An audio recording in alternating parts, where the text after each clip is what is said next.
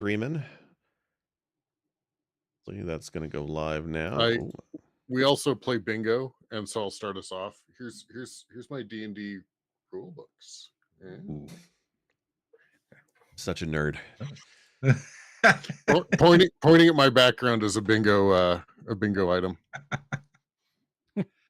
So all right. I think we're live. Okay, so I need that. What was just that got opening the line? notification. Okay. Yeah. Thirsty is in the eye of the beholder. Someone get a bucket of water. These guys are horny. Baldur's Gate 3 today on.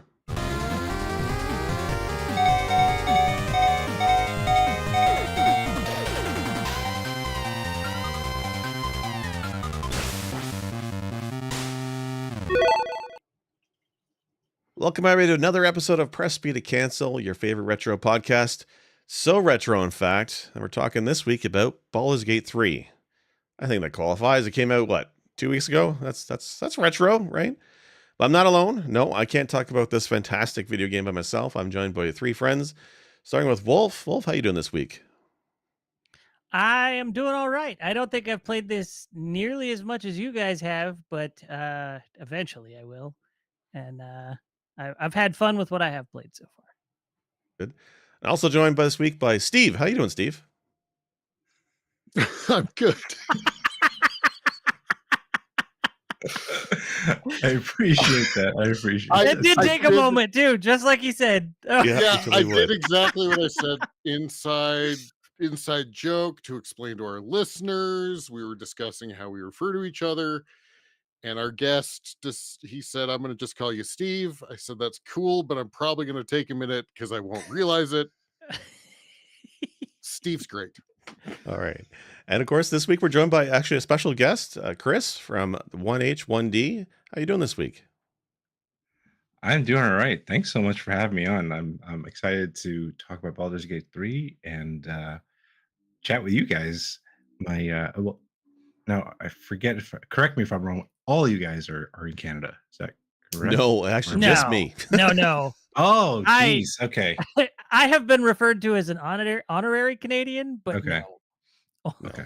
Well, then he has a lot of flannel shirts, but he's not quite there yet. But maybe okay. in the future. I'm further north than you. I still understand how that works. So many people in our audience may not. I'm in Canada. Sure. I'm in Canada. We'll go with it. We'll say you're in Alaska. I'm Steve. I'm Canadian Steve. Canadian Steve. Canadian Steve. Yeah. So, Chris, for our listeners and viewers who don't know, how about you tell us where you're from and your show and what you guys do over there? Sure. So my name is Chris, as you pointed out. I'm not Steve, but I am one half of the podcast 1 Hour 1 Decision, 1H1D. My co-host Tom and I play a random game on Xbox Game Pass, and then we play it for an hour, and then we decide if it's worth our time or not after that hour. And we've been doing that now for almost 3 years, and 130 odd episodes so far. And congrats on you guys. You guys are up there too, almost close to 200, I believe. I think this is episode 170 this week, I believe. I think so. Yeah, but it sounds like you started not too long after we did, so that's great. That's good. Yeah. So of course you like us know that you're for a little while. That's true. We were at a hiatus for a bit, but you must be rolling in that sweet podcast money like we are. Oh yeah, you know it. That's why I got this great background. That's true. Yeah, we put all into the production. That background looks expensive. Yeah. All right, so that's great to have you here. And again, this week is fantastic. It's not Circus Charlie, but it's still a fantastic game in its own right. This week we're talking about Baldur's Gate 3, a game that, I mean, there's 800,000 plus concurrent players on Steam. It's like 96 on Metacritic. It's a character RPG, a PC RPG from the style of like 2000 and the 90s, and it's 2023 and it's this popular. Guys, I don't know what the hell's going on with this game. I don't understand why it's so popular. I'm here for it. I love these games, but I just did not expect a game like this to be popular with so many people, and it's great to see. So I just want to go around the table. I know the answer. Okay, go ahead. Horny bear sex. That is true. That is true. I mean, that was the advertising for like 3 weeks before the game is you can have sex with a bear. Well, I do weirdly I don't understand, but it's just not a mechanic that's for me. But romancing characters seems to be really big in video games, like, Mm. and it's been on the rise since like what, Dragon Age, and it's just been growing and growing and growing. Like that was the first game I remember it being a really big thing anyway.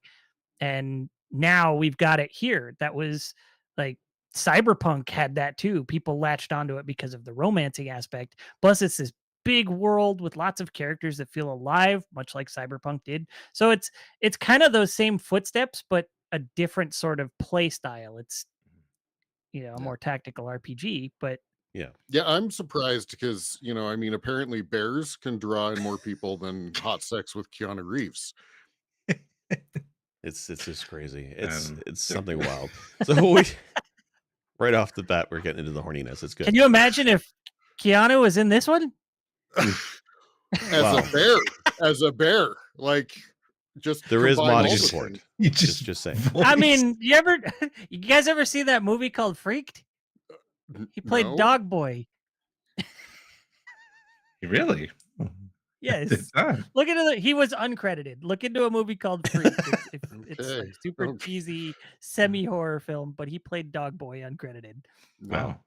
Maybe All he's right, in I'm this sorry I game derailed us. uncredited. We don't know. All right, so we are going to talk about Baldur's Gate Sorry, I 3. derailed us. None of us have beaten the game. I don't know how anybody could beat this game. It's huge. I know most of us are on Act 1, so we're going to keep it limited to just Act 1, and we're going to try and avoid the major spoilers. I really just want us to get together and talk about our impressions of the game and how the game is, because this game is so wonderful, and I can't wait to talk about it. Maybe in a few months, after we've beaten it, we can come back and talk about it and do spoilers then. But for now, we're just going to keep it light. We'll just mention, the basic information from the trailer you would see. We'll talk about companions and all that stuff, but we'll keep it light. So I guess I want to start with, this is a tactical role-playing game with tactical battles. It's based on 5th edition Dungeons and Dragons. Is that a system you guys are all familiar with? Who wants to talk about their background with the RPGs? Has anybody here played tabletop RPGs? I've tried. Yes. You've tried? Okay. I feel like I should probably maybe either go first or last because I have a large amount of tabletop RPG history. Okay. So how about So- you go I- last? Wolf, you want to start Okay. first? Yeah, I'll start. I played a decent chunk of D&D and by extension D20 back in the early 2000s. In fact, I still have my D20 modern book on the shelf somewhere. But I DM'd a couple of campaigns that sort of fizzled out because people kept inviting friends and it kept getting too unwieldy and people would get bored. And it was just like, all right, this ain't panning out. And there was one campaign in particular, which is what the character my current playthrough is based on, that we would play weekly for probably 5-6 months. And that one was a hoot. That was a really good time. And there were a couple of people playing that one that they sort of rubbed each other the wrong way a little bit in real life, but they were both good friends of another guy we were playing with. But the two who rubbed each other the wrong way, one was the DM and one was a player. And so that would usually result in some pretty good antics for a session. Awesome. Oh, wow. Chris, you said you tried tabletop RPGs? What game Yeah. did you try? The one that was the longest was we tried to do Vampire the Masquerade, like that whole thing. Which I'm hoping one day that the was it Vampire the Masquerade? I forget what the Bloodlines, the video I believe. game. Bloodlines, Yeah. yes. Yeah, if that ever comes out, that'd be great. I'd love that. But and we tried to. I created a character for D&D, but then the DM just kind of disappeared. So I was like, okay, well, that's that. So Yeah, it's D&D, like to play actual tabletop role-playing games. It certainly got easier the last couple of years because you can do a lot of this online. And I know during the pandemic, that's what a lot of folks were doing. They couldn't meet up in person. So the rise of D&D online was pretty big for the last couple of years. I mean, It also helps that we had groups like Critical Role out there who are just Yeah. absolutely flooding us with a new audience of new people who are new to the hobby, which has been great. So this is good. Sinister, I think you've, judging from your shelf, not that I want to play bingo right away, but yeah, you might be up on the D&D. Yeah, I've played D&D since second edition or AD&D and then second edition. Um and yeah, I have a lot of experience with tabletop RPGs, and I have a lot of experience. So if you qualify the list, Dungeons and Dragons, Shadowrun, GURPS, I'm sure that there are others. I'm like there are a whole bunch of others that I played a whole bunch of the Palladium games and FASA, and anyway, and it's kind of been cool seeing a transition. Something that we can talk about a little bit is, Baldur's Gate 1 and 2 were, D&D third edition, I think. No, Was second. it third? That's why the first Second. one was Okay. ass, but we'll get there. Yeah. And seeing the evolution of Dungeons and Dragons, it's really cool seeing where Baldur's Gate 3 has taken it. And we'll obviously talk about mechanics and stuff like that. But yeah, I have a lot of tabletop experience. I have a lot of video game tabletop experience as well, like the Shadowrun games. Obviously the Fallout, original Fallout. We mentioned Baldur's Gate, Icewind Dale, all of those, and every single one of them I've enjoyed, but I've always felt like it was a little bit lacking, and that's Right. probably something important to talk about as well. So And like when we mentioned that, how popular Baldur's Gate 3 has been, and I think it has to do with that rise in D&D as a hobby for a lot of people. And the last couple of years during that pandemic, we had a lot of people playing and starting up groups and playing online. But as things have kind of winded down and people are out again and can socialize in person again, I feel like maybe a lot of people have had their D&D groups disband at this point. I mean, I know for me personally, growing up with D&D, it was rare to have a campaign go past level 12 or so. I've only ever had one campaign go all the way to 20, and that was a commitment. But as groups disband, I guess folks still want to play, and this is a pretty accurate interpretation of the rules, and it's something you can play by yourself, which I think is great.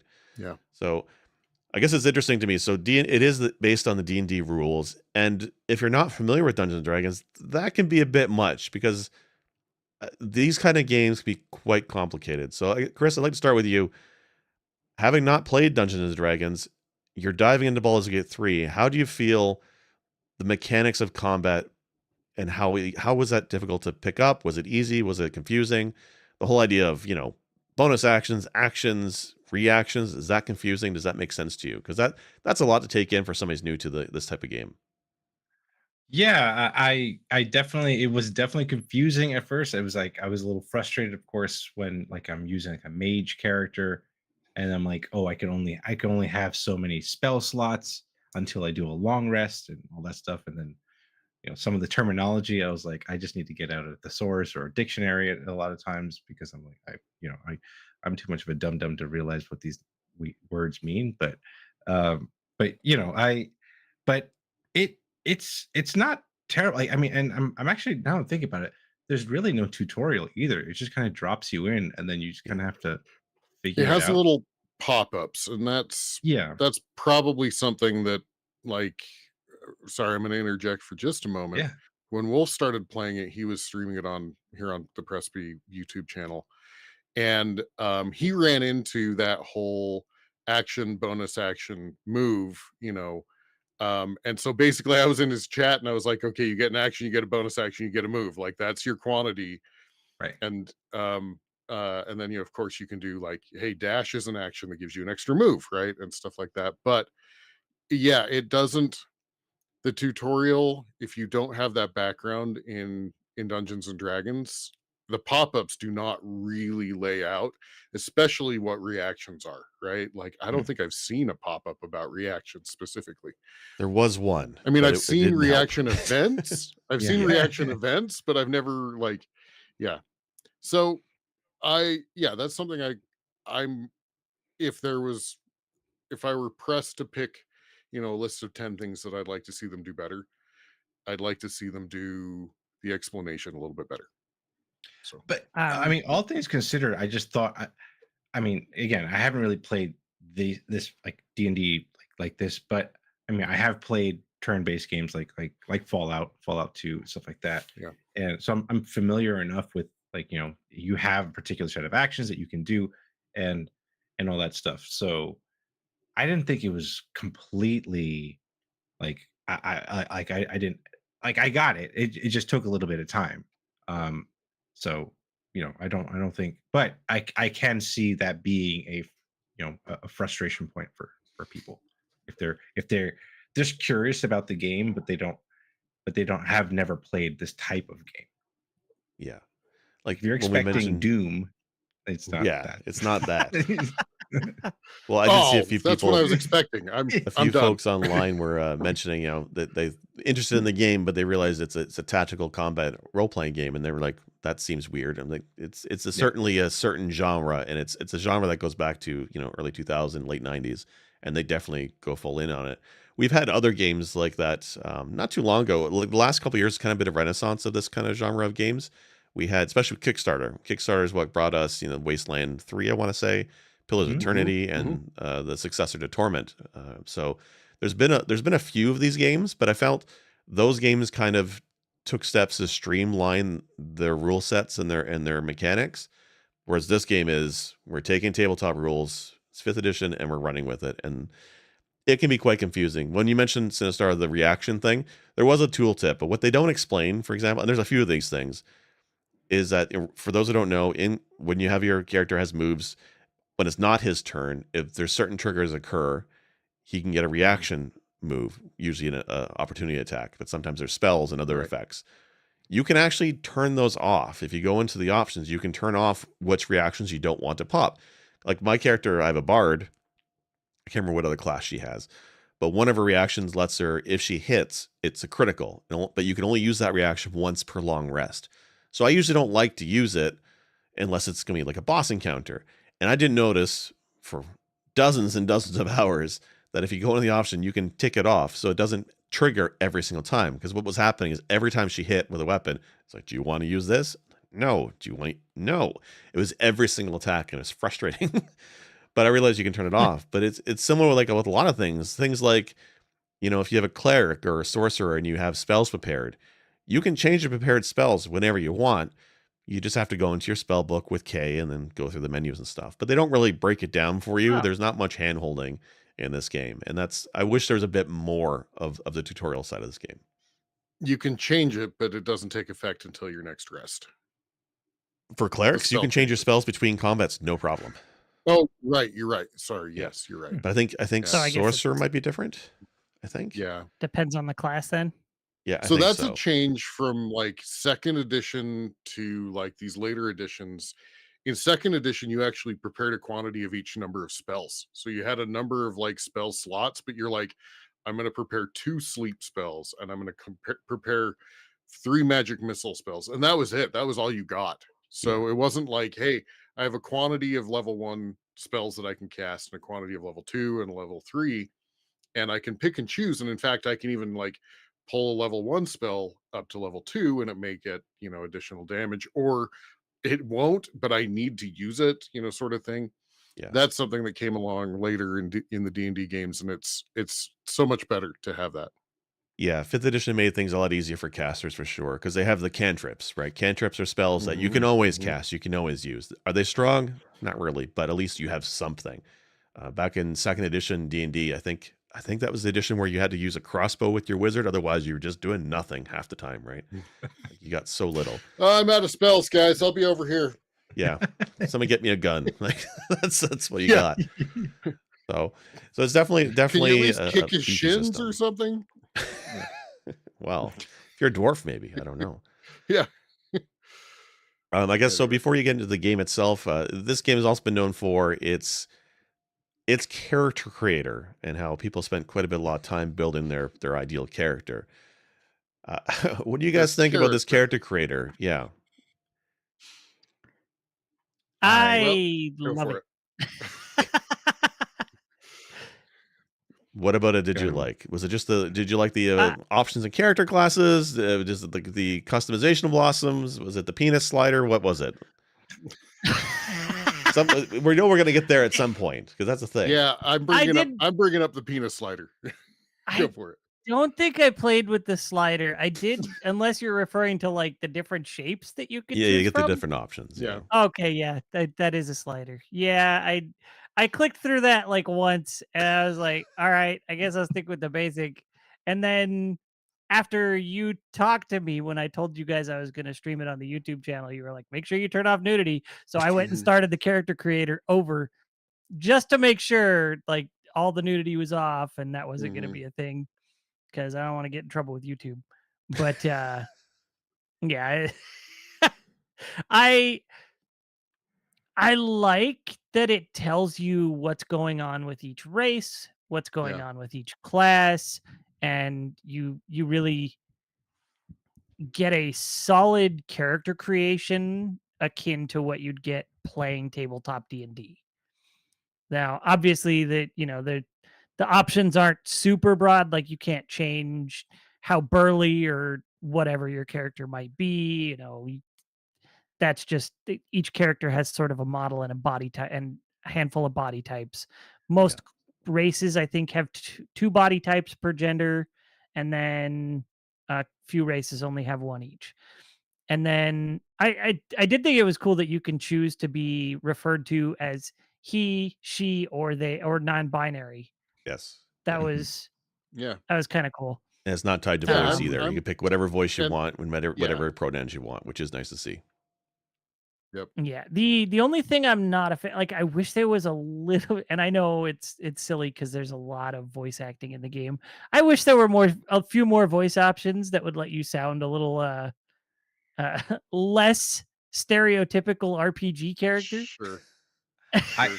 I I'll say I wish there wasn't voices, to be honest, Really? because I wouldn't have minded that either. the only reason why is because it was just more frustrating. Because like, okay, I'm taking the time in the character Mhm. creator to pick a voice. The voice does not get used during conversations. Yeah. You just Right. look like a Right. dope going through your like, like like doing all that stuff, and you're like, but why Yeah, did I take all this time to pick a voice if I'm only going to hear it while I'm walking through the world every Right. once in a while? So yeah, and like that's one of my issues is like, my character that I created is supposed to be a little bit of a madman. And then as he's walking around, he's just so calmly talking about like he mentions praying at one point. And I was like, that doesn't fit this guy at all. Like so that's my disappointment with the Yeah. the voice selection. I wish either the voice was limited to like grunts and Mm, whatever, mm, there was a broader selection of voice types that were, varied in, how, like across the different styles of chaotic good, lawful sure. neutral, things like that. Had they done something like that with the voice selection, I'd be on board. And then or just limit it to where there's really no voice. Like Yeah. those would have Silent been three better protagonist. Yeah. options. Chrono Trigger Yeah. yeah, style. Yeah. yeah, So you made a and like custom character then? What's that? You made a custom character then? Yeah, I didn't choose one of the base characters. Okay. I made a wild little rock gnome that loves hurling acid at things. Awesome. Chris, what about you? What character did you roll and what did you think about the creation experience? It was definitely overwhelming. The one other thing I realized was there's, I guess, a little pet peeve is when you're going through the character creation, you like, I think if you switch either like gender, I forget if it's like switching genders or um character type, something like that, like race, it would like completely wipe Mm, certain things, and I was Yeah. like, oh no, like I went through that a couple of times and that was a little frustrating, but yeah, I mean, it was an unbelievable amount of customization, and then and of course then you could pick those like I forget, they call them origin characters or something like that, Yes. like, Yeah. yeah. so it was, it was nice that you could have that choice too, to just play through like that if you want to, I guess, quickly get into the game or whatnot. But yeah, I mean, I thought it was great. I thought it could, like I said, could be a little overwhelming, but it was but it was fine for what it was. Yeah, the origin characters is kind of a throwback to one of the game developer Larian Studios. Their last game, Divinity Original Sin 2, and I think the first one as well. Great games, and you can definitely see the building blocks that led to Baldur's Gate 3. But in those games as well, you can make a custom character, but they also had, 5 or 6 pre-built characters. And what was neat about those is you could still customize them if you wanted to, but they had a little bit of an element of additional story built on top of them. So if you wanted to follow a different angle the playthrough, or if you didn't want to, mess with all the abilities and customization, you could just go with that canned character and still have a good time and have something unique in that path as well. Baldur's Gate 3 has that as well. Each of the origin characters has unique quests that you can experience from their point of view if you take them, but you don't really have to.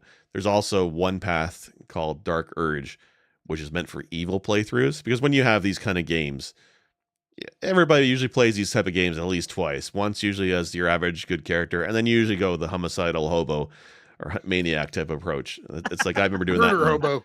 Murder hobo. Was it hobo and a shotgun? Just like that. Yeah. Like that's what I did. I played the Renegade in Mass Effect 2 or Mass Effect, series. It's the same here. So I'm looking forward to playing that playthrough later on. But I think most people are doing custom characters. What about you, Sinistar? What do you think? So first off, I want to so Sinstress, Chris, my wife, hangs out with us a lot. Her Sinstress, she said we need to not call it a penis slider. It's a donger longer. Thank you. Yes, we stand Yeah. corrected. No, I actually thought that the character creation was great. I'd actually worried a little bit because, going into a D&D campaign, you spend the first session building your characters, right? So we're talking hours and hours and hours. So I was like, oh dear, am I going to be like spending 2 hours building a character?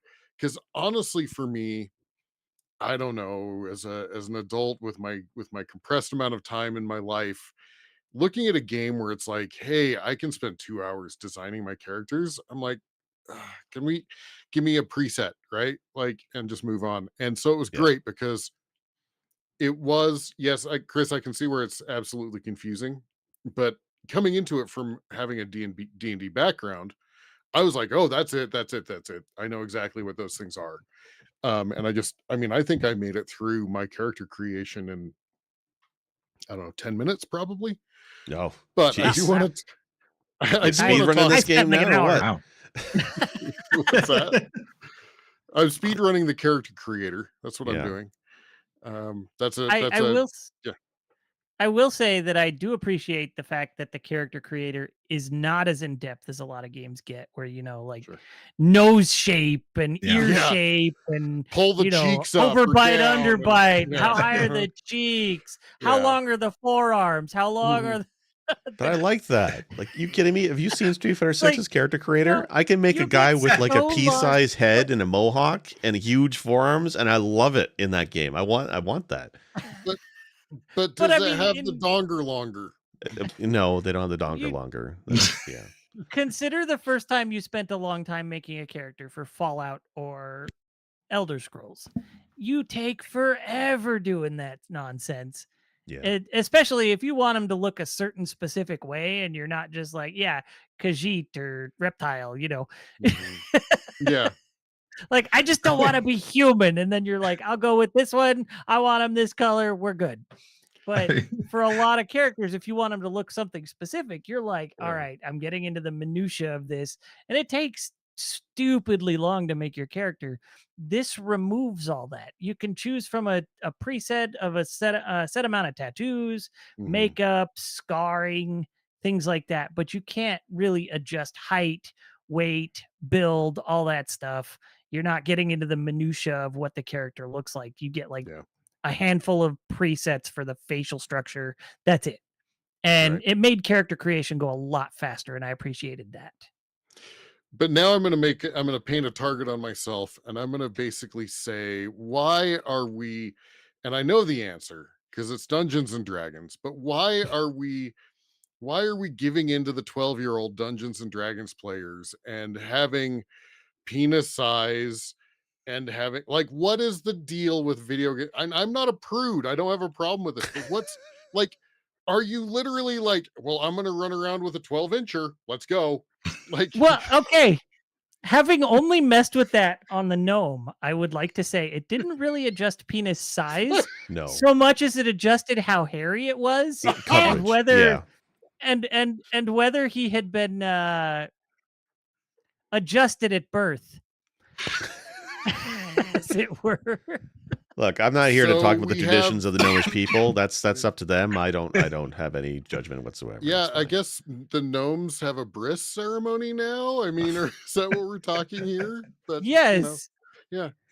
Okay. No, I mean, I kind of feel like, yay, like cool.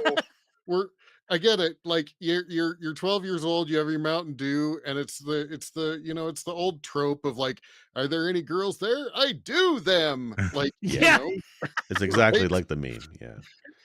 Yeah. And like that's the So- hobby, right? As a teenager playing this game, that's totally the hobby. So when people were, I mean, when this game was coming out, the press tour, they made a joke about the romance options, and I mean, there's a druid who can turn into a bear, and then there's a Mhm. scene built for that if you care to. People are making fun of the game. The game is also notoriously I thirsty characters, but when I look at it, that to me is what D&D was for many people in the 90s.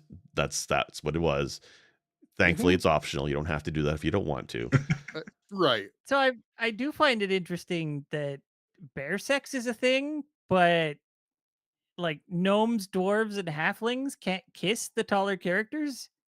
Oh, Yeah, that's The that's come up as animation a doesn't change, so they Ah. they go in for the kids at various heights. No, And there's a kiss happening. It just involves the donger longer. Motorboating, But I saw a motorboating's video. an option in this game, and that's great to be so inclusive of people who are into that. I mean, I but saw yeah, a video yeah. of a gnome trying to kiss one of the taller characters, and after they, pretend to kiss the air, she backs up and goes, "Yay!" It's like, ouch. I don't know. The It's- one thing I do want to I thought it would have been hilarious is you take all that time to do your character customization, and then they throw like a big helmet on your character so you can't see it anyway. Like that would have been amazing if they did that.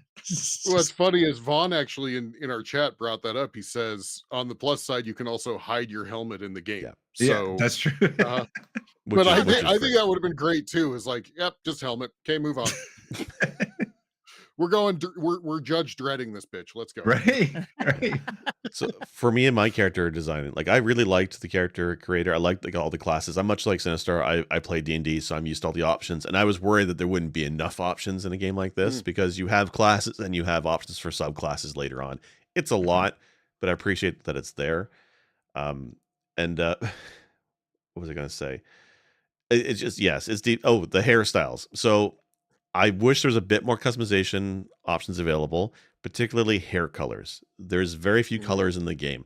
I know it's stupid and it's minor, and like most of the game, you're above angle view and you can barely see your character, but still, I wanted black hair on my character. So I actually installed 2 mods. I made the sacrificial blasphemy of the first playthrough of a game.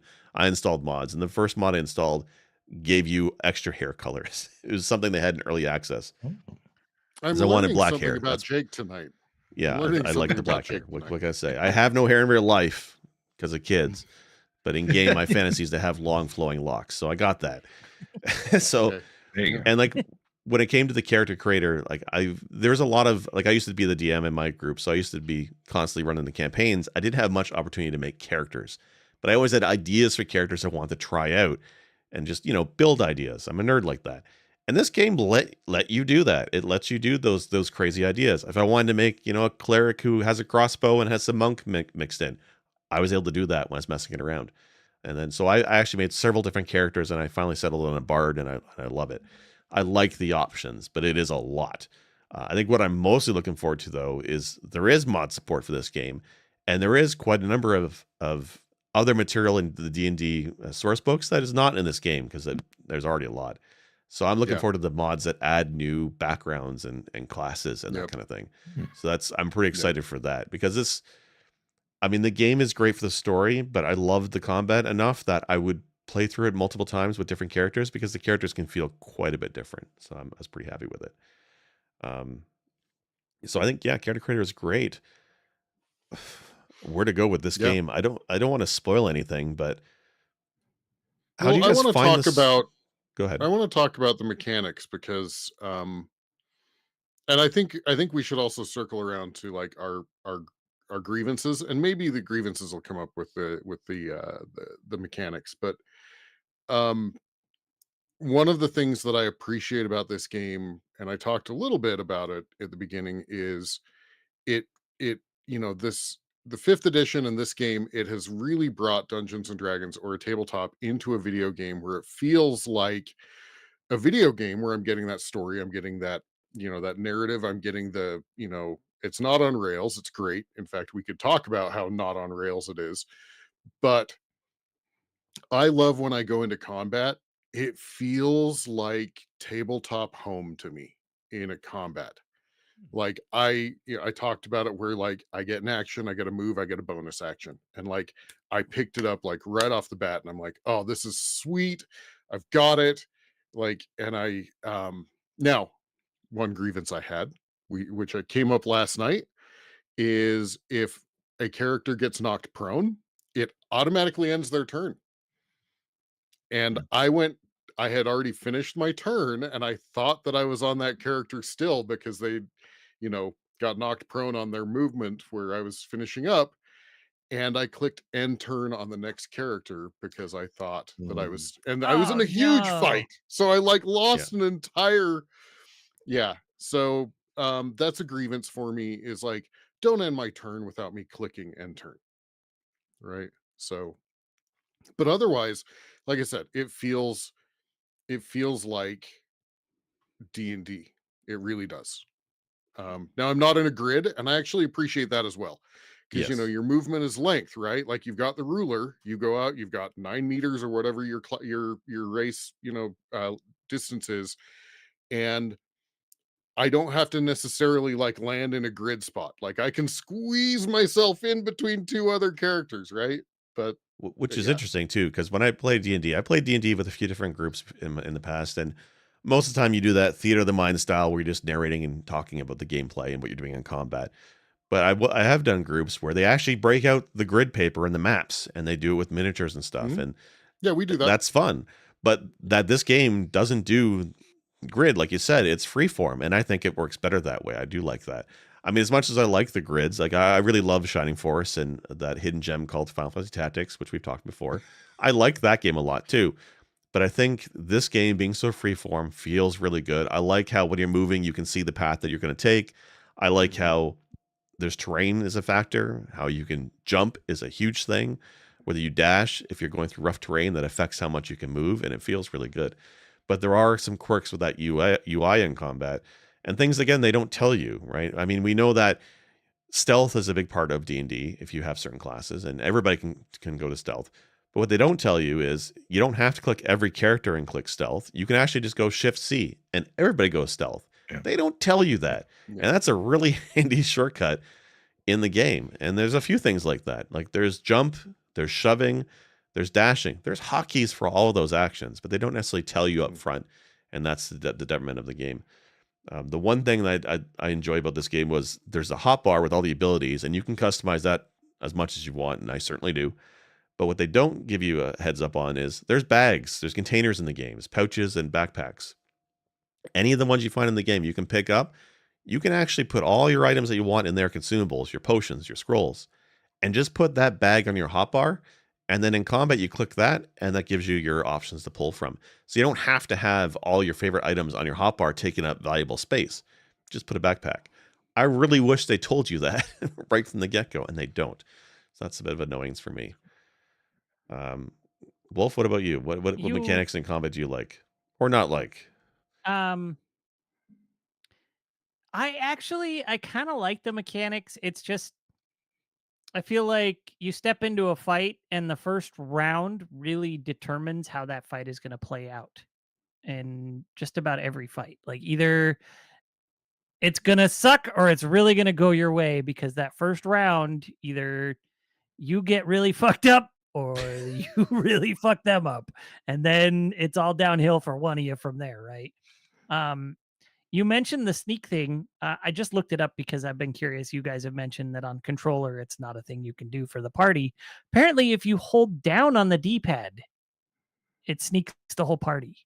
Oh, They don't tell you that, right?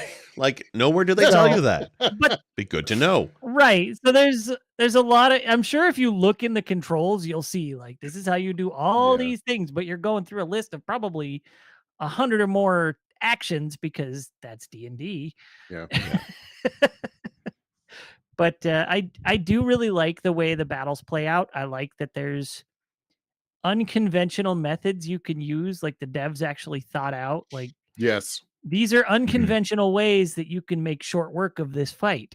That's awesome. I love Yeah. that. You know, there's like in the last 2 fights I played, there's one of them had a rock hanging from a rope up above the first 2 guys you can kill. I didn't notice that until after the fight. So Mm, after the fight, I was screwing around with it and went up to near that thing and shot at it, and it fell on 3 of my people and knocked them down. And one of them died before I could figure out how to revive them out of combat. So yep. I reloaded that file, but that was interesting to learn. And then, you know, another fight, if you play your cards right, you can line up the opposing team instead of your team on top of an explosive barrel and wipe Yep. out 2 or 3 of them at once. It's great. So the unconventional aspects, you know, bottlenecking the opponents, things like Mhm. that, stuff that usually played against you in other tactical RPGs I've played, like Final Fantasy Tactics. There are inevitably rooms where you're going to get bottlenecked because the NPCs will strategically play like this. And maybe they do in this in Baldur's Gate 3, and I'm just not far enough to where the NPCs are quite that smart. I don't know. But it's They're interesting. smart. They are. They're Okay. smart. Yeah. It's pretty interesting that that's a thing that happens. And, you know, I actually tricked the enemies in my last fight to where not only was I bottlenecking them in another room, they didn't know I had 3 more party members until they entered that room, and I Nice. wiped the floor with the first guy. So surprise. Nice. There's a combat early on where I managed to see what was in that room ahead of time because I had one character conveniently sneaking around, and I saw, oh, look, that looks like a boss to me, and I saw a bunch of mobs, and then I saw that there was a little alcove, like a balcony, a ledge in the one corner of the room, and I thought, can I get there somehow? And I found a way to get there, and I quietly got my whole team up there, ready to snipe all the enemies, and combat started, and there's a pit at the base of the ledge, so I'm like, I'm golden. They can't get to me. I'm going to snipe them. You get advantage if you're high up. This is great. And what happens? The first round of combat, the very first round, one of those little goblins runs over, leaps like Superman up onto the ledge, knocks one guy, shoves 2 more, or like they just start shoving my guys into the pit, which is an instant kill. Uh-huh. And I had like 1 guy left over, and that was my combat. And I'm like, motherfucker, Wow. like I had it all figured out, and they shove like nobody's business. And that's the point where I learned in this game is shove or be shoved, and you have to be a little more out of the box in terms of thinking and combat because it's absolutely helpful. Or if you have a particular path of a barbarian, you can make improvised throwing weapons a frenzy, and some of those can be enemy thrown at enemy. Yeah. And Which looks fun. not to give away, like, it's not a spoiler, but there was an enemy on a bridge, and I kept throwing her compatriots at her, damaging her, and then they would fall into the nether and die. I I I expected this battle to be huge, and I think, what was it, like 10 minutes, Jake? And I was like, well, Yeah. I beat her. Yeah. Because I was just like, here, have your buddy. Here, have your buddy. Well, here's a question. If you can do improvised, can you just throw people off of cliffs or into holes? Yes, you totally can. Yes, although you have If to you have have the certain strength, I think. strength. Yeah. Yep. Interesting. I mean, I There guess was- you could use like a potion or a scroll to get yourself stronger too, right? Yeah. You can. Yeah. They're but now, I mean, it doesn't work 100% of the time. Sometimes when you aim at an area, it'll say that the path is blocked. It'll say, Yeah. But what I have found is you just get them close enough, and then you just use a little shove. Yep. There was Uh-huh. one boss that was quite difficult for me, and I tried it 3-4 times. I was getting frustrated. So I decided to cheese the encounter a little bit, and I had one character go invisible. I had to scroll, turn invisible, snuck around them, and then shoved them into the hole. And I didn't think it'd work, but it totally does. The boss went in the hole, combat's over. Now, the problem though is if they die in the hole, you don't get any of the loot that's You on don't them. get the And a lot of the time, Yeah. bosses have really good loot. But if there's something you're Most stuck of the time. on and you don't care about that fancy whatever it is, sometimes it's an option. So If you're consistently losing that battle and you know you're just not going to beat it, just go push them in. shove them in a hole. Chris, what Yep. about you? What'd you Yeah. find about the combat? How did it treat you? Man, I mean, just like you guys, I was just so like impressed with just the options that you have in any encounter. Like you could fight, I mean, you could fight everyone, right? Or you Yep. could try to talk your way out of things too, which is what I like my this Mhm. particular playthrough, I am doing my best to just talk my way out of everything. Mhm. I mean, of course, there's going to be occasions where that's not possible, but at the same time, you know, if you set yourself up in like position yourself in a proper way, you can like, you know, take people out as quickly as possible too, which is like I'm trying to either like have the conversation or take them out as quickly as possible. That's Yeah. that's my goal here. Yep. But yeah, and then like seeing the different play styles in terms of like even the characters within your party. Like my character is weak as hell. So I when I do a shove and it never works, it like it's so bad. But then I have a barbarian and you know they when they push them, it is like, Mhm. you know, Flying. well across the screen. And it's amazing. Like I love it. So yeah, like it's just so interesting like how every encounter you can go in so many different ways, and it's crazy that how much that they've thought about this, like again like positioning and you know Yeah. like elevation, how all that stuff really matters when you're going into combat. So yeah. Yeah.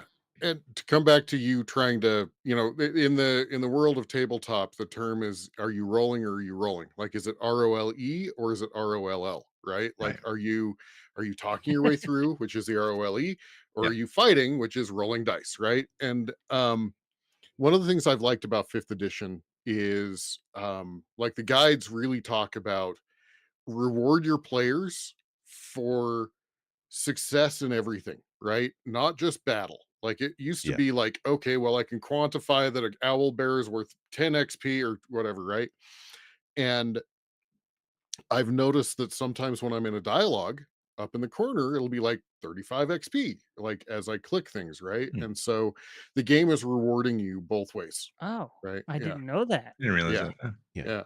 And That's I've done a cool. lot of, like you, Chris, I've done a lot of dialogue to get through a lot of encounters that I would have had. Like I've been watching all the like Wolf and Sinistar and also Chard, one of our other hosts, playing through the areas that I did, and they've all done it differently. And when I did it Mhm. non-combative, Yeah. I still have tons of experience to show for it. Like I've there's no shortage of experience in this game. So it's not something you feel like you're missing out if you take the non-combat route. Not at all. And I love that. I haven't felt like this since Arcanum, which is another old PC game where you Yeah. could do the non-combat role for the entire game if you want to. That game, you could actually talk the end boss into giving up without throwing a single hit, which is amazing. wow. So I wonder if this Really? game I has didn't that. know I- that. yeah, it's wild. So I love there's other options to it. There's one area where there's one boss where for me personally I was spoken to him. I walked in the room. I'm like, yep, tadpoles, yep, hail tadpole, I'm with you guys. I talked to him. There's a little ceremony. I had dialogue. I then murdered him, but I had a dialogue first. Sinistar, I watched you play that same area last night or the other night, and you were just killing everybody. And the game didn't Well- care. It had that in mind. And I thought that was hilarious. Like Yeah. the options are cool. I wanted to bring that up because we were, I think it might have been when I was streaming it here on the channel. So you might be able to go back and see it, but I'm not giving a spoiler away. I'm going to name the creature. There was an illithid or a mind flayer that was like pinned under a thing. And, Yeah. I look at it and I'm like, it's a mind flayer murder. Like, Yeah. I don't even talk to, I just like, I select the attack button and I just and it just murdered. So I never had that dialogue at all. Yeah. Jake in the chat was like, didn't even talk to it, huh? I'm like, Yeah. you don't Didn't even try. you don't talk to mind flayers. You don't fucking talk to mind flayers. Come on. Anyway, yeah, I love it. I love how things are playing out. I think I tried to have a conversation with that thing, and when it didn't pan out, I didn't roll high enough numbers through it, and ended up just having to whack it. Yeah, there's. I actually had. Oh, sorry. ahead. I actually had someone that told me during that conversation that they allowed it to take their brain, and then the game ends. Oh, I had an event with one of the NPCs that you get in the game where, because Jake was mentioning last night, he's like, I would never do that kind of thing when I was like clicking up, and I'm like, oh, I'm the guy that if the game gives me an option, I'm gonna probably explore it, right? And so yeah, there's a dialogue where it's like, okay, X happens. Do you still let it happen? Sure, why not? X continues to happen. Do you let it happen? Yeah, why not? And then it's like, and you're dead. Oh, cool. Yeah. Like And the there's. rest of the party wakes up, and my main character's dead, and I can't even use a revivify scroll. Dead. So I was like, okay, fine, I'll reload. Yeah, there's one character, one of your companions that's tied to somebody in a certain way, and it's late in the game. I'm just minding my own business, doing things, exploring, and I find this encounter, and it gives you a dialogue option to either free a creature or destroy it. And I'm like, well, this creature's kind of a pain in the ass to my companion, so let's just destroy it. And as I click destroy it, he's like, no, what are you doing? And he vaporizes before your eyes, and the rest of my party freaking out, asking what I did. What the hell did you do? What's happening here? And I felt so guilty. And he's permanently gone. He's permanently gone and made that decision. So, I mean, obviously I reloaded because I didn't want that to happen. But I think of like that encounter, or like when I watched Chard play earlier today, there's a very beginning of the game, you get a few companions. Lizelle is a Githyanki. That's at the beginning of the game. You can recruit her. You free her from a cage in the very beginning of the game. You talk to her. In Chard's playthrough, she basically gave him an ultimatum. It's these people or it's me. And he's like, well, you're kind of rude, so I'm just going to kill you. He killed her. He killed one of the first companions you get in the game. Just dead. And she's gone. You do not get her again, as far as I know. So that's the freedom this game gives you. It does not hold your hand. If you want to kill a companion, you can do that. There's more. And it just that just feels wild to me. So but it can be to your detriment, though. I'm gonna say, not a spoiler, but if you're playing and you see a creature that's being taught how to fly, we'll describe it that way. You have a couple options. Save the game and try the not so good option because it's hilarious, and then reload. Yeah. And actually that brings us to a good point. So, I mean, the internet being the internet, you guys can't have something fun without there being a discourse about something or gatekeeping about it. And one of the things that's been coming around in Baldur's Gate 3 is the idea of save scumming, which, do you save scum or not? Which is before you have a major dialogue or combat, do you save? And if it doesn't go your way, do you roll back your save to make it the way you want? What do you guys think about save scumming? I embrace it. Yeah. Hey, Play play the Go game how you want to play, because if it's Right. if They it's give not you all fun, these what's the options. point? Yeah. They give you all these options the way to play it. Like, why is this not another option? Yeah, let's stop. If someone's giving you shit for how you play a game, reevaluate your relationship with that person. Yeah. Like, Because it's a game. Let's stop gatekeeping fun. I mean, that's really what it is. Did you save scum your way through, and did you still enjoy it? Then guess what? It worked out, and it's how you should have played. Are you one of those hardcore players that puts it on permadeath and saves once every 2 hours and never reloads unless they quit the game to go, sleep? Cool. Have fun. That's not me. I could see that being fun. I could see the idea of accepting all conversation roles as they are, as they roll. I could see that being fun. But at the same time, when I'm exploring a dungeon and there's a locked chest, I don't have a rogue in my party. I'm a bard, so I can unlock most things. But I'm going to want to see what that loot is. I'll reload if I don't get my way. I'll try and use the inspiration rolls and the extra rolls. I'll waste resources on it, but if I just get constant failures, I'm just going to reload and start it again because I want to know what's in all the chests. If I'm exploring, I got to know what's in there. So that's my thing with this. I mean, I might try again a playthrough in the future, or maybe I won't do that. Maybe I won't save scum just to see what it's like and see how far I go, because the game definitely accounts for your failures. There's a good example of one. There is one area toward the end of Act 1, and there's a puzzle. And I'll tell you guys, I've never been so fucking pleased with myself. I figured the puzzle out. I got what I needed from it. I got that item. It's fantastic. And I knew it was going to be used for something to unlock something important later on. And sure enough, I found a secret hidden thing where I needed this thing to unlock it. I look at my backpack. I didn't have it. Somewhere, I dropped it in the dungeon. And by that point, it was too late to go no. back. I didn't want to roll back saves. But I'm sitting there staring at this shiny object, this weapon, and I don't have the means to unlock it. But it gives me a dialogue option to just Indiana Jones take it and deal with the consequences. And I took it, and guys, the consequences were hilarious. It was dangerous. I almost caused a lot of damage, but I managed to pull through. And that whole sequence was amazing. And I can't believe they built the game around that scenario. Like the idea of going off the rails of what you think was the expected path and still having something designed by them to account for is so freaking awesome. It's so well designed. Yeah, that Oh. stuff like that is super cool. Like, because you get that experience when you're playing with at least a good game master, right? Like, Exactly. you don't make a lot of times the players don't make the decision the GM might have wanted them or expected them to, but a good GM will on the fly change things up and roll with it Yeah. and just find interesting ways to affect that decision. And it seems like the game considered that in a lot of ways. It's wild to Yeah. me.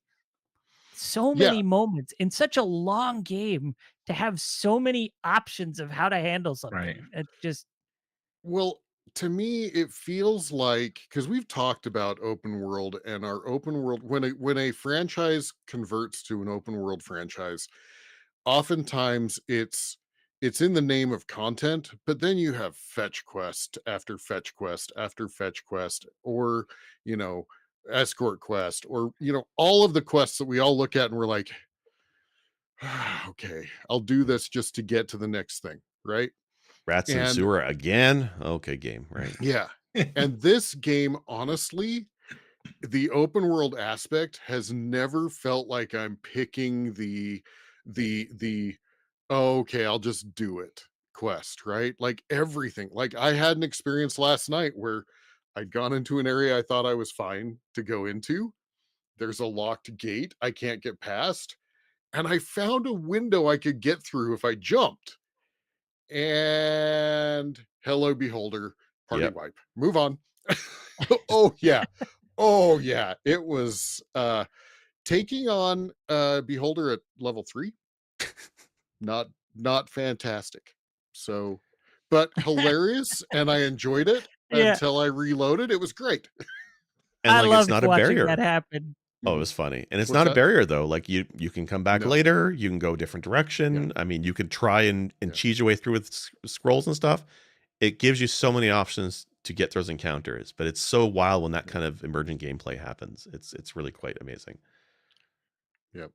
But yeah, it looked like a puzzle I needed to solve, but then it Yeah. gave me an alternative way to get to where I thought I needed to go. Now, where I needed to go was not there. But come back later. But yeah, it was I do cool. want to mention that there are a number of quests that are sort of time limited. Mm, Yeah. So, if you long rest too many times, you can miss out on certain quests, depending sure. on, of course, that depends on the act you're in. I think there's more in Act 1 than there are in Act 2, and more in Act 2 than there are in Act 3. I'm not certain on that, but people are trying to compile a list of quests that are those, time limited based on, Yeah. I've heard, I guess, horror stories of people like thinking, oh, I'll handle that quest after a long rest. And then they do the long rest and then they go to handle the quest and the whole village has been raised. And it's like, well, crap. Yeah. games have taught us that. Like open world games have taught us that, where it's like, oh, I'll leave the main quest for 17 years and come back, and Yeah. conveniently the main quest never moved on, right? Yeah. Yeah. And Fallout 4 I was the worst for really that. actually, It's yeah. like your Oh, baby's been or kidnapped. or I'll get to it. I'll get to it. It's yeah, okay. 300 hours or later. Okay, let's go do the main quest and save my baby. Like, really? or Oblivion, where like all of these gates are opening up, and it's like, well, they just stop opening up because I'm off doing this other thing. Oh well, now they're opening up again because I've like, it's like the bad guys are like, he'll get back to us. We'll do something else for a while. It's cool. It's cool. So I really actually appreciate that there is like time events in this game. I really do. Yeah. So The game also, when we're talking about acts and like the points of no return, there are a few points in the game where it gives you a pop-up where it says the world may change if you go further. And it kind of gives that in a few spots where it's not necessarily true, in a few spots where it's not necessarily clear that's not that you can't go back. Like you can always go back to previous locations. The game doesn't stop you, as far as I know. But having beaten Act 2 now, I can still go back to Act 1 places, as far as I know. But some stuff has changed. It doesn't mean I've lost anything. It doesn't mean that I can't beat the game. Things are just different, and things are just accounted as being different later on. If you don't save this group, well, then things are going to be different because they're not around in this other act. And it's done in a fun way. It's still fun to play that way. But there is one thing I'm going to give it a tip for Act 1, because I think this is important for Act 1. At some point in Act 1, they kind of tell you need to go here. You can either go this way or you can go this way. And the idea, you think, okay, well, then you have to commit fully to that one path right to the end. You don't. You can kind of go both paths, but before you get toward the end, pick one. But you really do need to explore. So there's one, when you get to that point, I want you to make sure that you do both paths, because you have to, because there's one path. If I didn't go back and do that one area, there's a major encounter and a major lore dump about something that you get early on in the game. And if you didn't go that right path, you'd miss out on all that. I mean, would I have been happy not knowing that? Maybe, I guess I wouldn't have known, so maybe it'd be fine. Or maybe the game would account for it later on. But after I experienced that really epic moment, I'm like, why the heck did they not tell you, hey, here is the point of no return. It's down here. You can still explore both zones, because every zone that you get to has its own quest, and there's so much going on. I just wish they'd be a little more clear on that point of no return. Act 2 had some of that, but not nearly as bad. In Act 2, I at least felt I knew when the point of no return would be on certain things, and it seemed a lot better. So I wish a little bit clear on that part. I'm trying to be vague as possible, but for those who've beaten Act 1, I think you probably know what I'm talking about. In terms of grievances, I guess we should maybe talk a little bit about the grievances, as we're over the hour. Wow. Time flies when you're talking about good games for once, right? But controls. I think I'm probably going to be not the only one here who probably has an issue with the controls. There's a game I love called Neverwinter Nights. I love the hell out of Neverwinter Nights. I was big in that game when that came out. But that game, very similar, over the camera view, tactical combat if you want it. But you had an option to drive your character with wayside keys to move around. I don't understand why that's not an option in this game. Why is the only option to move the clicking of the mouse? That seems so backwards to me. So that's like a thing I find. Or the controller, which does what you want. The controller actually does what you want, right? But you know, the interface of controller somebody, though is different, right? So yeah. Someone did make a mod to do that. Really? Yeah. Shoot. Mm-hmm. We may get. I saw a whole article headline on it the other day. I'll have to install that, because like the mod, like I mean, I usually like to play game pure when it first comes out, but there's like I said, I installed the mod that gave you the extra hair colors. The other mod I installed gives you a feat at second level, and the reason I installed that mod is because when I used to play tabletop, we always had a house rule that everybody got a feat at first level. This mod kind of replicates that for me, because for me the feats were so important in terms of character builds. Yeah. It's really hard to run without feet anyway. So yeah, get them at second level. Very funny. But yeah, it's some coming mods at you are a with nice my stuff legs. It's great. So what about you guys? What do you think are like maybe some minor grievances with the game? What are some issues with the game you wish they did better? I appreciate this, but I also find it a little bit of a pain in the butt. So we talked about, the bottom bar, you can expand it out. You can have a number of columns, but it actually, like, I expanded it, and then all of a sudden it was back down to 2. And it turns out it's per character, which Oh. I like, but I also don't like, because that means that it's minutia, right? Like, I kind of like the customizability is cool, but I'd rather be able to just say 4 for everybody. Give me 4 rows for everybody, right? Um, I'm with you on the WASD controls, or WASD. Um, I I mean, Jake, you and I have both reversed the camera keys, the Q and Q and E, E. yeah, yeah. They feel backwards, and I don't think I'm the Yeah. only one, because Jake Yeah. and I, yeah, like, that's a little weird. I do actually like how the controller works with the bumper buttons. I actually like that quite a bit. Now, when you go to the trigger buttons, I hate it. Like, the left trigger is to select the characters. Like, Right. you know what? Give the left trigger. Give me or a dial to do things like sneak or whatever, and Shove, let me jump. use the D-pad. Let me use the D-pad to select my characters. Right? Like, um, Yeah, that but would I make yeah. sense given they already have the wheel implementation. Just keep it Mhm. going. Yeah. Yeah. But Like I you mean, can that said, it's really controller accessible. It really is. It is. And you can customize the wheels quite a bit, but the interface to customizing them is a little bit clunky.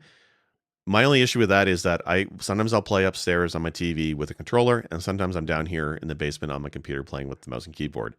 I like that I have that option, but when you make modifications to one interface, it does not affect the other. So if I spend, and I do spend, a good 15 minutes making my bars all fancy and shiny the way I want them to be for each character, and then the next night I'm playing upstairs, the wheel bars are totally different and I have to redo it again. I'm anal. I admit I'm very picky on what I want. I want certain abilities here and here, and I like the customizability. I don't like a messy hotbar, but that's just me. And I kind of wish there's more intelligent popping of abilities on bars, because like you get quite a bit of abilities for some characters. Like I don't even have a sorcerer wizard on my group, but I do have a cleric, and the amount of spells that she has, it's a lot. Like even the warrior, the fighter, gets a lot of abilities if you have a certain build. Yeah. So it's Mhm. been much. Chris, what about you? I do How want do to you have any talk about. grievances for this Sorry, game? Oh, go ahead. go ahead. Grievances. Yeah. I mean, we kind of talked about the non-voice acting of Mhm. your character, but the other thing that I just found out or recently found out was the fact that if you're playing a campaign and then you have someone that jumps in, creates a character, joins your party, they are a part of your party forever. Yeah. You cannot boot them out. Yep. So, like, I've tried even killing them and all that stuff. It doesn't work. Like, they're they're they're stuck. You So you it's were kind of fine. frustrating. You were fine when my buddy was here, Yeah, but now it's time to murder you. right. Till death do you part, but you're still not parted. R- Yeah. yeah. So it was a little frustrating with that part. Um, what that, but I mean, I guess I kind of understand. Like, if they're joining your party, it is like as like a real person. It's a Like, campaign, right? yeah, Yeah. it's a Yeah. campaign and all that stuff. Although their name has taken over my save file, which is also frustrating. I don't get why that happened, but it happened. Huh. So Strange. and very strange. And then the other thing that, but it's not really the game, but like recently they I think they messed up some of their hot fixes and stuff like that. They So did, yeah. some of my saves got messed up. So Oh I no. played a couple of hours, and then I think I closed the game, reopened it, and then all my progress was gone. Like it was grayed out. Like I couldn't use it, and I had to go back a couple hours to play. So, but it's not the game itself. Obviously, it's Yeah. that. It's But the Yeah. Yeah, dick that was tease save. It's the yeah, dick thief save. It's like, I'm here. You can't use me, but I'm yeah, here. that was I imagine that's the hotfix 4 rollback that they right. did. Yeah, Yeah. And yeah. they That redeployed was that, I think, yesterday evening. So if you did have a save, you can now access it. And they apologize for that one. That sucks. yeah. Like there's no way around it. That's Is just what it is. a crappy way of doing it. But I mean, that is what it is. Like at least they're patching the game and fixing some of the bugs. I mean, there has been some bugs that have hit certain people. Like I had one last night where there's a certain door to a boss area and it wouldn't open, which I was really worried about because I didn't have a save, so I would have been screwed. But I saved, I quit the game, restarted, switched characters, and it kind of ended and opened it up. So I was able to futz my way through it. But I was worried about that because like these kind of games, I'm used to like Bethesda and Skyrim and Oblivion type of bugs where you can actually have progress killing bugs. So far, I've not had that in Baldur's Gate 3, which is great. There's other bugs, like for example, whenever you long rest, a couple of my companions, even though when you're long rested and you're waking up, they slide along the ground flat on the backs back to their waiting point. It looks very stupid, right? I've had example of T-posing on certain loading of big areas, minor stuff like that, but at least nothing that's been detrimental to gameplay, at least. I clipped into a wall once and I was getting frustrated. I even pulled out my controller and tried, walking out with the controller. Finally, I realized, oh, select another party member as your primary party member and then move, and it pulled them out of the wall. So, Yeah. but I did get clipped into a wall. Like it was, my screen was like inner wall. It was, yeah. But so if you ever clip into a wall and you get stuck, realize go take control of your other characters and get yourself out. Yeah. Um, I've also had some delays in combat Yes. where Yeah. like the creature or whatever will move and then like Yeah. You just kind of wait. You're like, what's going on? Yeah. oh okay, now let's move on to the next thing. Like, it's like I actually thought I was soft locked at one point because I think it was a good 10-second at one point. I'm glad to hear you So had that because your rig is way better than mine. And I thought it was just a issue with my potato of a computer Nope. because I've had that as well too. No. Like some of the encounters are like we're talking a dozen things on the screen, if not more Yeah. at once. And those can be performance chuggers. I mean, I understand why there's a lot going on, a lot calculating, especially when it's their turn and it has to kind of figure out what it's doing. Especially if you come at things in a out of the box kind of situation. There's one encounter where there's rafters up in the room. So what do? I take my warlock and I dimension door myself and another character up into the rafters. And when I did that, the pathing on the AI trying to figure out what to do with me up here and then the rest of the group down here, it took a while for it to finish its turns. But I get it. I understand why, but it was interesting. I will say the AI, the logic that they've built into the enemies, sometimes I'm like, that's a move I wouldn't have thought of, but that's genius. Like I look at some of those moves and I'm like, okay, that's good use of the environment, that's good use of positioning, that's good use of abilities. I mean, like it's their logic trees are solid as far as the combat goes. The To the first point that like you lose a lot. the first time I found out a way to heal somebody is to just throw a potion bottle at their head and it heals them. Or you throw it on the ground and it becomes an area heal. I wish, you know what? I don't wish. I'm glad my players, when I used to do the tabletop, I'm glad they never came up with the idea of throwing a heal potion at somebody. Shards of glass be damned. They gave me 4 or 5 hit points. But that's like, Just open it's your mouth. good in this game. Yeah, Yeah. it seems like doing that should be like whatever the roll is, like whatever the healing amount is, -1 or something. Yeah. Shards of glass. Or yeah. the next You're getting or the the heal, but you're also getting some cuts. Yeah, or the next turn they're like pulling shards of glass out of their cheeks or something like no, one more grievance about in particular the combat interface. And I guess it's both a grievance, but it also makes sense. And I talked to Jimmy about this when he was playing. Be very careful of what you're selecting because sometimes you'll Yeah. think you've selected an enemy. And I have just like your party members will whack your friends just like they're an enemy. So I had Yeah. what I thought was an enemy because looking where the mouse position was, it was on the enemy. No, it had selected my buddy. It just whunk. Oh, well, sweet, great. Yeah, and I would Yeah. say you got to make sure you have a clean shot, like a Yeah. clean shot at clicking on what you're trying to click on, because hitboxes are much bigger than they appear. Yeah. Yeah. That brings up another point and something that I don't think the interface gives you a good grasp on. In D&D rules, there is half damage at certain ranges and disadvantage at certain ranges when you're using a ranged weapon. And the interface will happily shoot full range even if you have move. Yeah. So always move toward your your target before you try to shoot, because the interface doesn't. I mean, it may say that it has disadvantage, and maybe that's what you need to look at. Is if it has disadvantage, it also means likely damage is halved if it Mhm. hits. Hmm. So Yeah. So for those who aren't familiar with D&D rules, when we say advantage, so in the game, every combat roll is a roll of a 20-sided dice. Advantage means the game will roll 2 dice, takes the better of the 2, and a disadvantage rolls 2, takes the worst of the 2. So you really do want to avoid disadvantage. Disadvantage can really mess you up. But it's one of those things. It's a quirk of the system. But I mean, there's different ways where it kind of goes your way. So I mean, we're running long. So I mean, before we wrap up, I would like to just hear yeah. around the table. Do you have any tips or ideas or things that you found really cool in the game that you think other players who are new to this game just has to know? We talked about throwing potions, being a heal. That's one tip. What do you guys think of your hot tip for this game? Save wants to often. start? Yeah. Save often, yeah. F5. F5 is your friend. Quick F5 save. is your Yeah. F5 is quick save, yeah. So I'm going to That's a say great for tip. mine. So for mine is you can dip your arrows to get extra damage. And I knew that. I know there's poisons in the game. You can dip your weapons in poison.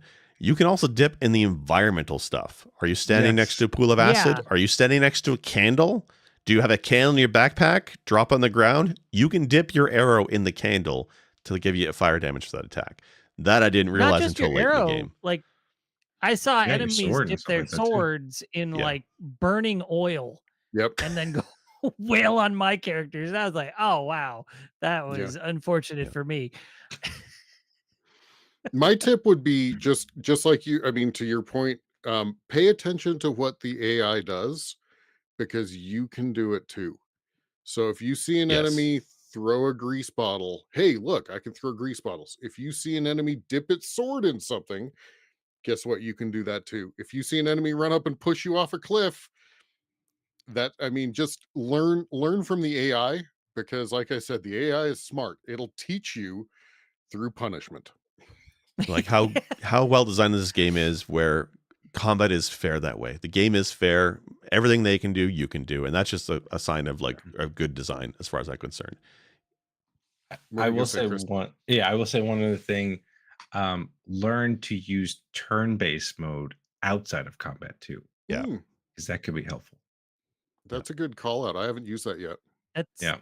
I didn't even know that was a thing. And see, Yeah. I've not played enough of the actual game yet to know these things. So like these are tips for me. Thank you. Yeah. There's one hallway that's heavily trapped, and if you try and do it outside of turn-based mode, you're gonna die. You're straight up dead. Yeah. But if you're in turn-based mode, you have a chance, because you can jump and you can disarm traps and whatnot. Vaughn from chat is mentioning have somebody who can speak with animals. Absolutely a good tip. Yes. Like Yes. any good character very RPG from the era, talking to animals is usually funny. Sometimes it's helpful. Sometimes it's just really great. And there's lots of ways to speak to animals in this game, even if you're not a druid or a ranger. There's potions everywhere for it. And I want to talk about karmic dice. Karmic dice is totally a choice. I run without it. It's under gameplay settings, so karmic dice is on by default, and basically what it tries to do is it tries to average your rolls. So it reduces the number of failures potentially, but it also reduces the chance of like critical successes, critical hits, etc. And really the problem is when you start getting into challenge ratings of like say 15 plus, karmic dice for me, I find I live somewhere in the range of like 8 to 12 most of my rolls. And so if you're in an area that's now higher challenge ratings, so I run without it. But I'm also like, give me a D20 as a D20, right? Don't mix it with the previous D20s. You know, So- what's funny is you suggested I turn that off, and I kind of agreed with you with your sentiment. Like, you Yeah. know, just being middle of the road all the time is kind of unexciting. Yeah. However, my luck is not great, apparently, because I turned that off and I was rolling 3s, 4s, 5s, failure after failure after failure. I was like, oh my goodness. And Well, then it's like, oh, you only need a 5. 19. Okay, cool. Thanks. well, Jimmy, you haven't picked up the DLC that's metal dice, because plastic dice are weighted, and they're not supposed to be, but they're weighted and they always roll. And so you need the metal dice DLC. Then you actually get true random rolls. Don't give Is me that any what they're trying to ideas. sell me when I open up the launcher? Probably. Yeah, I do want to say yeah, real I mean- quick about this game is that this studio, Larian Studios, they are a studio that had, I mean, they started up in 1996, so they're almost as old as Blizzard, to be honest with you. Like they've been around for a very long time. They had a run of bad luck with publishers, and that's why a number of years ago, I think it was with Divinity: Original Sin, they went fully independent on their own, and they went to Kickstarter to fund their development. And their early access for the Divinity games was fantastic to watch every step of the journey. They're so transparent, the interviews, behind the scenes stuff, and just to see how much they enjoy working with the community for funding and for feedback instead of working with a publisher. When they got the D&D license, I was kind of worried that Hasbro Wizards would get in the way. But if the dong options are any indication, Hasbro has basically said it's hands off. From what I read, they've paid for the license from Wizards to make a D&D game, and that Wizards had no involvement in the game except where they wanted, feedback on stuff. And this game is so dense with everything. Like, they're not a kind of company that does DLC or even expansions. I mean, if they did an expansion, I'd be happy, but I don't think I need one. And I was saying offline to these guys, any other studio, Ubisoft or EA or even BioWare, Blizzard, if they were to make a game like this, I think they would have taken Act 1, maybe a little bit of Act 2, and wrapped it up story-wise and called it and said that's a game. And then anything else would be a DLC or an expansion. The fact that when I'm playing this game and I'm like, even last night, I'm like told Sinister, all right, I'm going to finish this fight and I'm going to bed. Hour and a half later, I'm still playing because there's so much. And what I thought was the end of an encounter, it was so much more, and it got so much better, and it just kept going. Every area you think is a one room experience, no, it's a dungeon. Like, oops, all dungeons. Like, this game is so deep, and there's so much content. And they've said straight off the bat, they believe their philosophy is make the games that fans want, make the ones that gamers want, and gamers don't want DLC. Yeah. They don't want to pay for microtransactions. Make the game that they would be Yep. happy with. And there's just no fault in this game in terms of value. It's really something to see. So you brought up EA, you brought up those groups. If it had been Squaresoft, they would have taken Act 1 and divided it into 3 parts and sold 3 parts for $70 each. Well, So this is a good point to bring this up. Apparently, and this is something I've been seeing a lot in the film and television media executive branches. It's blaming the audience for disappointment in what you created, right? Yep. Yeah. And so now with this wild success of Baldur's Gate 3, all these AAA companies are coming out and being like, well, don't expect that from us. You need to lower your expectations. Yeah. And it's like, what? What are you like? You're sticking your foot in your mouth here. You're like, oh, well, our next thing is gonna suck. You're just gonna have to deal with it, right? That's what I'm getting from that Yeah. message. Is Well, like, isn't Yeah, TV I The don't Witcher? think that's the case. The Witcher's good like, Yeah, The Witcher's like, quality. oh yeah, it didn't do so well. The audience, the Americans are stupid. They don't know what they want. It's just they Oh, don't want the deep writing. They don't Yeah. want that stuff. Every single big budget thing these days is trying to cater to the broadest audience, Yeah. and so they don't cater to an audience well, right? Right. Like, we're starting to see that with Marvel movies. We're starting to see that with just all these big budget titles in general. Yeah. And so you get something like Baldur's Gate 3 that's like, okay, this is our niche. People are either going to like it and buy it, or they're not our audience. Simple as that, right? And I imagine this game was not the cheapest thing in the world to make. I don't think it was like GTA levels of money or cyberpunk levels of money by any means, but it's not like $100 million game, right? It might be Right. actually, because this game Is it? sold really well. I mean, this came out 3 years ago, No, I'm technically talking early about access, development. but Yeah, Yeah, I think it was not a cheap game. I mean, they have a sizable team. they they It's not also have the GTA level though. You're advantage. right. Mhm. They also have the advantage, and this is something Larian does well, where they do a long early access, Mm. and so people buy the game, help fund the development until it can get released, um and even though they're fixing issues, and even though we've had bugs, like I never felt like Cyberpunk got. I felt like Cyberpunk got shit on. Honestly, now I played it on PC, which was really better experience than most of the consoles, etc. But this game, for the bugs that it has, very few game breaking bugs, very Yeah. few, and generally it's like a reload and I'm back in if it is a game breaking bug. But this is we've talked about this before, like, rush to release, like Larian did it as, hey, we'll give you something to play for the 3 years that it's in early access, right? Or however long it was. It was something substantial. It was like 3 years or something. Yeah. Mhm. It's 2020. Yeah. Yeah. Yeah. So But yeah, like yeah. just and now there's all this controversy about like these studios are trying to kind of shit on the concept of how Larian developed this game, and they're like, yeah, that's not something that can happen in the AAA industry anymore. This is a fluke. And so, it's a constant case of learning the wrong lesson, right? The Yeah. consumers are letting the industry know we want a complete package at the gate. We're not interested in mountains of DLC. We're not interested in microtransactions at the wazoo. Like Yeah. Baldur's Gate 3 has a DLC. It's the digital deluxe edition. It's not something you need. It does give you fancy dice. Yeah. And it gives you like a few other goodies that are like inspired by Divinity. So Yeah. another of their games. So it's like a little extra support if you really like it. It's some goodies if you really like the other game, stuff like that. But they're not begging you for money with every time you log in. And that's an issue. And, that's something that Chris and Tom mentioned in their podcast in one of the episodes I watched, where a lot of games are becoming storefront before their games anymore, right? Like this is Yeah. it's a problem. And all these companies are like Diablo 4. It's about money before it's about enjoyment for the players. And Well, yeah, I get the industry should be about money to some degree. You can't yeah. just crap on that because a game's got to make money, otherwise you don't get more of them.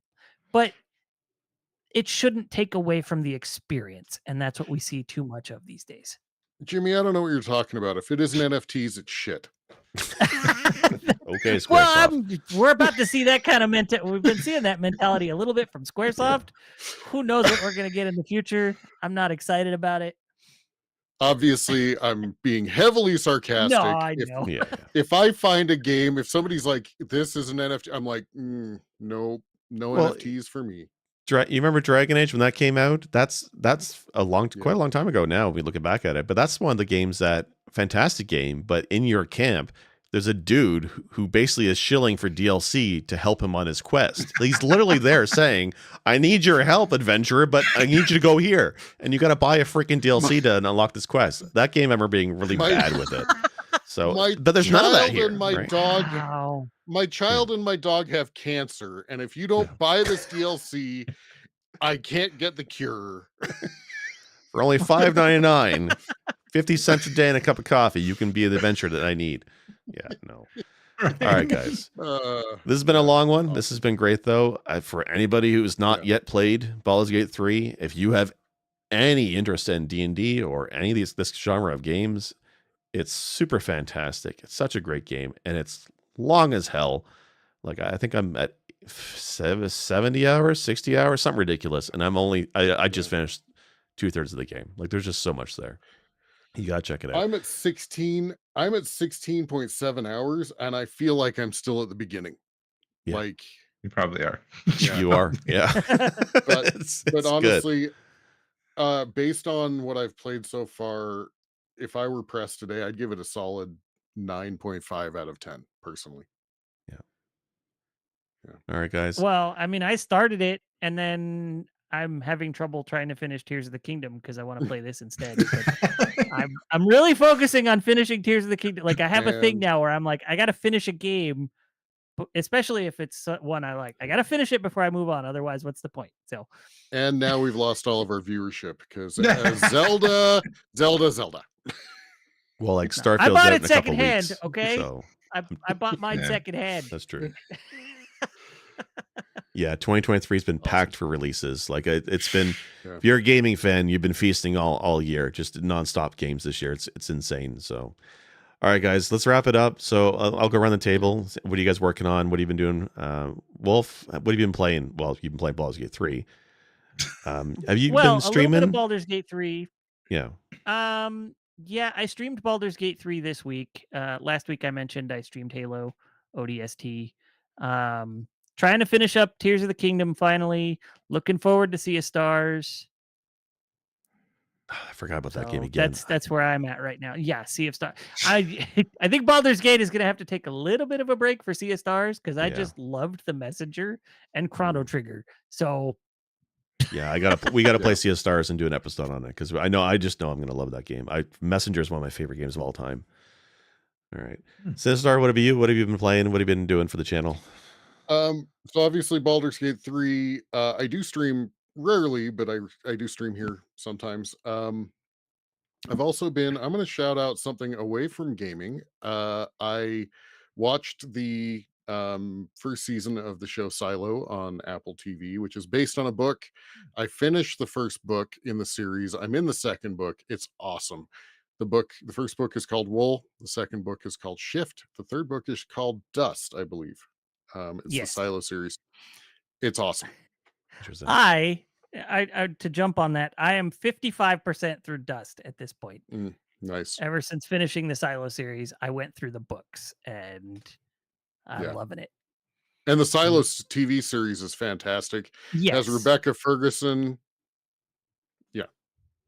I have to check that out. So for me, I've not been doing much for the channel except for the podcast because I'm moving. Unfortunately, the next few weeks are a bit hectic for me. But there's one thing coming out: the Shredder's Revenge, the Ninja Turtles game that came out earlier this year, or was it last year? Fantastic game, and it's getting DLC for like $8, 2 new characters and a new like survival mode. I actually really want to play that, so I'll probably check that out either with you guys or I'll check it out with my kids. So I'll be playing that, and I'll try and turn that into a video for the channel.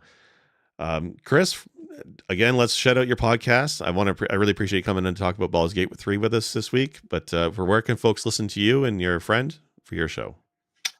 Yeah. Again, thanks so much, guys, for having me on. This was fun. I just love talking about this game, and I'm going to pick your brain, Jake, about the stuff that you were talking about earlier on. You can catch our podcast 1 Hour 1 Decision on most of the podcasting platforms, I believe, like Spotify, Apple, all that good stuff. And then we are on Quit the Build channel on YouTube. And our episodes drop generally every Wednesday nights. And and then we're on Twitter. I'll be on there every once in a while at TC1H1D. Sorry, X, whatever it's called now, but whatever. Still it is. Twitter. Twitter for life. Yeah. So yeah, and this again, I appreciate you guys having me on, and it's been fun. It's been awesome. Yeah. It's been awesome. You also stream I think you also stream on Twitch occasionally because I watched you. Do, I love it because you did a cricket game from Game Pass, and I know nothing about cricket. I'm Canadian, like I don't know anything about the sport. But watching you play cricket on Twitch for the hour and listen to the episode afterwards was fantastic. It's just you never know what you're going to get on Game Pass, man. It's awesome. Exactly. I argue no one actually understands cricket. You know, I posted a little like mini review on TikTok. That is my most viewed video so far. And Awesome. The one that's been commented on, because I guess I've offended a lot of people that watch or huge or cricket, play man. cricket. I know it's a world sport. I get it, but I honestly don't know. Don't those games last like months? Days, at least days. At least days. Like, do they go home and sleep, or do they just play once the player drops, they just shuffle in the next? Yeah. Anyway. So is it the Monopoly of sports? Maybe. Maybe. And one of the things I made a complaint about was like the game is really quiet, and apparently that is a thing. You're supposed to be Yes. quiet Yeah. during a pitch or whatever. I was like, oh wow, okay, well, all right.